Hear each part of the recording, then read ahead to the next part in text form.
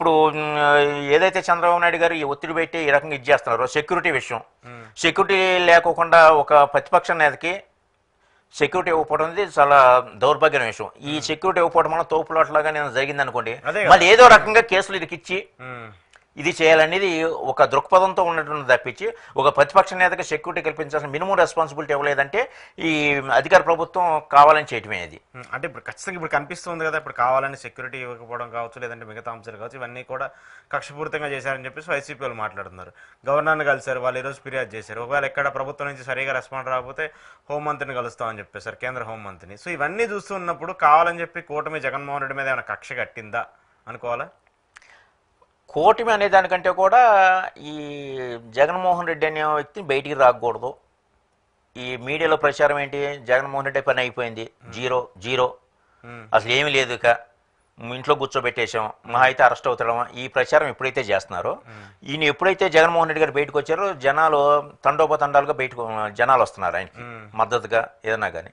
దీన్ని ఓర్చుకోలేక ఏదో రకంగా ఈ సెక్యూరిటీ తొలగించడమో లేదా ఇంకోటి ఒక యాజిటేషన్ లాంటి చేసి లేకపోతే ఏదైనా తొక్కులాటలో కనుక చనిపోయి ఏదైనా చేశారనుకోండి దాన్ని ఇష్యూ చేద్దామని చెప్పేసి అంటున్నారు. జనాలు ఇప్పుడు ఎందుకు వస్తున్నారు బయటకు అట్లా ఎప్పుడు రాని విధంగా అంటే, ఎప్పుడూ కూడా నిజం కంటే కూడా అబద్ధం తొందరగా స్ప్రెడ్ అవుద్ది. మందు బాటిల్ మీద కూడా ఉంటుంది alcohol is injurious to health అని చెప్పేసి, అది నిజం చెబుతుంది. కానీ అది పక్కన పెట్టేసి జనాలని మద్యం దాగి ఆరోగ్యం చెడగొట్టుకుంటున్నారు. అట్లాగే జగన్మోహన్ రెడ్డి అనే వ్యక్తి పరిపాలనని ప్రజలకు దగ్గర చేశాడు వాలంటీర్ వ్యవస్థ ద్వారా. ప్రజలకి ఎమ్మెల్యే ఎవరో తెలియదు, ఆ ఊరు సర్పంచ్ ఎవరో తెలియదు, వార్డు మెంబర్ ఎవరో కూడా తెలియని పరిస్థితులు తీసుకొచ్చారు వాలంటీర్ వ్యవస్థ ద్వారా. ఏది కావాలన్నా కానీ పరిపాలనని ప్రజల దగ్గర తీసుకొచ్చాడు. అంతకుముందు ఎలా ఉండేది, ఈ జనభూమి కమిటీలనే అవి ఉండేవి. వాళ్ళ దగ్గరికి వెళ్ళి అనుకోండి మాకు రేషన్ కార్డు కావాలి, అది ఇది కావాలి, సమస్యలు వీడు మన పార్టీ కూడా కాదా, వీడు అటు ఇటుగా ఉన్నాడు ఏంటి, వాళ్ళు బేరు చేసుకొని కొంచెం లేట్ చేయటం, వీళ్ళు ఆమోదం చేయటం, ఇట్లా కొంత డ్రాగన్ అయ్యేది. అలాంటిది ఏమి లేకుండా నిష్పక్షపాతంగా పరిపాలన అనేది ప్రజలకు దగ్గర చేశారు, పార్టీలకు అతీతంగా కులాలకు అతీతంగా. ఓకే. సో దాన్ని వీళ్ళు అంతకన్నా ఎక్కువ ఇస్తాము మేము సంక్షేమం కానీ ఏదైనా సరే అని చెప్పేసి వాలంటీర్కి మీకు 5,000 ఏంటి మేము 10,000 ఇస్తాము, మీరు అమ్మఒడి ఒక్కరికి ఇస్తాం జగన్మోహన్ రెడ్డి మేము ముగ్గురికి ఇస్తాము, ఇట్లా ఎంతమంది ఉంటే అంత ఇస్తామని చెప్పేసి అమలు సాధ్యం కాని పథకాలని వీళ్ళు పెట్టి జనాల్ని మభ్యపెట్టి ఒక అబద్ధ ప్రచారాన్ని ఇచ్చేసి నమ్మించి వీళ్ళు అధికారాన్ని చేపట్టారు కూటమి ప్రభుత్వం. ఎప్పుడైతే జగన్మోహన్ రెడ్డి డే 1 నుంచి సంక్షేమ అమలు జరపడంలో సక్సెస్ అవుతానే వచ్చారు, ఇక్కడ ఫెయిల్యూర్ అయ్యేటప్పటికి మేము ఓటేసాం కావాలని మేము తప్పు చేసాము అని చెప్పేసి ఆ యొక్క తప్పుని మేము మీకు అండగా ఉన్నామని చెప్పి తెలియపరిచే పక్కలో జనాలు రోడ్డు మీదకి వస్తున్నారు. ఇది జీర్ణించుకోవాలంటే ఈ కూటమి ప్రభుత్వం ఏదో రకంగా ఇచ్చేయటం, మీడియాని డైవర్ట్ చేయటం, ఈ తిరుపతిలో లడ్డూలో అది కలిసింది, లేదా రాంగ్ గవర్నమెంట్ చేశాడు, లేకపోతే అదని ఇదని చెప్పేసి ఇష్యూస్ను డైవర్ట్ చేసేసి ప్రజల యొక్క మైండ్ని ఇచ్చేసే ప్రక్రియ చేపడుతున్నారు. కానీ ఈ రోజున ఒకప్పుడంటే అట్లా సాగింది, కానీ మీడియా చెప్పడం వల్ల ఈ రోజున ఎవరో కూడా ఈ ప్రభుత్వంలో లేకపోతే ఆ మీడియా చెప్తే తినే పరిస్థితి లేదు, ఎందుకంటే ప్రతి ఒక్కరికి అర్థమవుతుంది కాబట్టి. Okay okay. సో కానీ ఇప్పుడు కేంద్రాన్ని కలిసి ఇక్కడ ఏపీ ప్రభుత్వాన్ని సానుకూల రాకపోతే కేంద్రాన్ని కలుస్తూ ఉన్నారు, వీళ్ళు కూటమిలో ఉన్నారు, బీజేపీ కూటమిలో. కేంద్రం ఏమైనా సపోర్ట్ చేస్తుందా జగన్మోహన్ రెడ్డి సంబంధించి? కేంద్రం కూడా ఎప్పుడు ఏదో సామెతను చూసారా, 2 కోతులు కొట్టుకొని అటు కోసం ఎవరు ఇదైతే అయింది 3వ కోతు కొట్టి తనకెళ్ళిపోయిందంట, ఆ టైప్లో ఈ కూటమి ప్రభుత్వం మన కేంద్ర ప్రభుత్వం ఇప్పుడు చూస్తూ ఉంటుంది వీళ్ళిద్దరిలో ఎవరు బెటరు మనకి, అందుకని న్యూట్రల్గా ఉంచుతుంది. ఓకే. గవర్నర్ ఇమీడియట్గా యాక్షన్ తీసుకోమని చెప్పడం లేకపోతే ఇంకోటి పైకి చెప్పుకోకుండా వాళ్ళు ఎప్పుడు అట్లా మేనేజ్ చేస్తూనే ఉంటారు తప్పించి ఎటువంటి ఇది ఉండదు. అది కేంద్ర ప్రభుత్వానికి కావాల్సింటే ఇక్కడ అధికారం కావాలి వాళ్ళకి, వాళ్ళ బీజేపీ వాళ్ళు చెప్పిన మనుషులే ఉండాలనే దాంతో ఏంటంటే ఇప్పుడు ఇంకోటి చంద్రబాబు నాయుడు గారితో ఏ పార్టీ పోతున్నా కానీ బద్దీ బట్టకట్టన్న దాఖలు లేవు. అట్లాగే ఈ ప్రాంతీయ పార్టీలు ఏవైనా సరే బీజేపీతో కలిసిమెలిసి ప్రయాణం చేసిన వాటిలో ఏ ఒక్కటి కూడా పైకి వచ్చిన దాఖలా లేవు, ఒక్క తెలుగుదేశం పార్టీ కాబట్టి. అది చంద్రబాబు నాయుడు గారు సాధ్యమైంది, అవసరమైనప్పుడు కలవటం లేదంటే దుమ్మెత్తిపోయడం వల్ల ఇంతో జాగ్రత్తగా ఉండాలి అనే ఉద్దేశం చేత ఒక తెలుగుదేశం పార్టీ తప్పించి. సో అందువల్ల ఏంటంటే ఈ కేంద్ర ప్రభుత్వం ఇప్పుడు కూడా గోడ మీద పిల్లిలాగా చూస్తూ ఉంటుంది. Okay okay.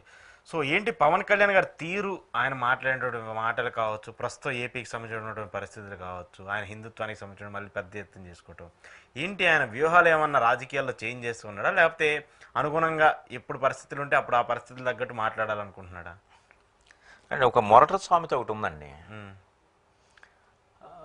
గుడ్డు పెట్టి కోడికి నొప్పి తెలుస్తుంది అన్నట్టుగా అధికారంలో ఉన్నప్పుడు తెలుస్తాయి ఇవన్నీ కూడా. ప్రతిపక్షం ఉన్నప్పుడు అసలు సుగాలికి ప్రీతి కేసు ఇంకేముందో 100 రోజుల్లో ఇది చేస్తాం డామ్ ఒక్కటి కాదు. ఇక ప్రత్యేక హోదా మీద కానీ లేదంటే మన విశాఖ ఉక్కు విషయంలో ఒక అఖిలపక్షం అయిందని చెప్పడం ఒకటి అంశం మీద కాదు. ఇప్పుడు అవేవి మాట్లాడతలేదు. ఇప్పుడు అధికారంలో ఉన్నారు కదా. కేంద్ర ప్రభుత్వం ఏంటంటే ఒక రిమోట్ లాగా ఆపరేట్ చేస్తూ ఉంటుంది అంతే. ఇక మేము చెప్పినట్టు చేయ కానీ పైకి మాత్రం ఎక్కడ లేనటువంటి ఆప్యాయత చూపిస్తుంది. ఈ అభిమానులకి ఏంటంటే అది ఈ యొక్క పవన్ కళ్యాణ్ యొక్క బలహీనతని కేంద్ర ప్రభుత్వం క్యాచ్ చేసుకుంటుంది. ఈ పవన్ కళ్యాణ్ని అందరినీ పెట్టేసి ఆయన ఒక్కనే పవన్ కళ్యాణ్ కౌలించుకున్నట్టు నరేంద్ర మోడీ గారు ఆటోమేటిక్గా అభిమానులు ఏంటంటే మా వాడికి చూసే ఎంత క్రేజ్ ఉందో అన్నట్టుగా వీళ్ళకి ఒక ఇదనమాట. కానీ ఏం లేదు, ఈయన ఏది కూడా అడగలేని పరిస్థితి. ఇవాళ మొన్న సిబిఐ మాకు స్టాఫ్ లేరని చెప్పి సుగాలి ప్రీతి కేసు కింద పడేసింది, వదిలేసేసింది. మరి కేంద్ర ప్రభుత్వానికి అండగా మోడీ గారికి అంత ఇదిగా ఉన్నప్పుడు మాట్లాడొచ్చు కదా. విశాఖ ఉక్కు విషయంలో 11,500 కోట్లు ఎంత ఇచ్చేసి ఉన్నారు. ఇవన్నీ కాదు, ఓకే దాని డెవలప్మెంట్ కోసం ఇచ్చారు. అసలు మాకు కేంద్ర ప్రభుత్వం ఇందులో జోక్యం చేసుకోమో, విశాఖ ఉక్కు కానిస్తుంది ఆంధ్రాకు అని చెప్పేసి ఆ రకమైన స్టేట్మెంట్ ఏమైనా తీసుకుంటున్నారా? తీసుకుంటలేదు. ప్రత్యేక హోదా ఏమైనా తీసుకుంటున్నారా? తీసుకుంటలేదు. అధికారం వచ్చినప్పుడు ఏంటంటే ఈయన అడగలేడు, అడిగినాక చేసే పరిస్థితి అక్కడ లేదు. ఒక అడిగినాక చూద్దాం పోయి అని చెప్పి పక్కన పెడతారు తప్పించి కేంద్ర ప్రభుత్వం ఈ మన ఆంధ్రప్రదేశ్కి కావాల్సిన బెనిఫిట్స్ ఏది ఇవ్వదు. ఇచ్చే ఇది ఉంటే మనకి 15,000 కోట్లు రాజధానికి సంబంధించిందేమో బడ్జెట్లో పెట్టుకోకుండా వేరే రాష్ట్రానికి 25,000 కోట్లు బడ్జెట్ పెట్టారు. విడిపోయిన రాష్ట్రానికి మనకి ఇవ్వాల్సింది మనకు అప్పుగా ఇప్పించటం ఏంటి? దీన్ని ఎవరు మాట్లాడుతున్నారు? ఇవన్నీ వాస్తవాలు కదా. ఓకే. సో ఏంటంటే అట్లా ఊరిగా పైపైన ఎక్కడ లేని ప్రేమ నెట్టిస్తూ ఉంటుంది.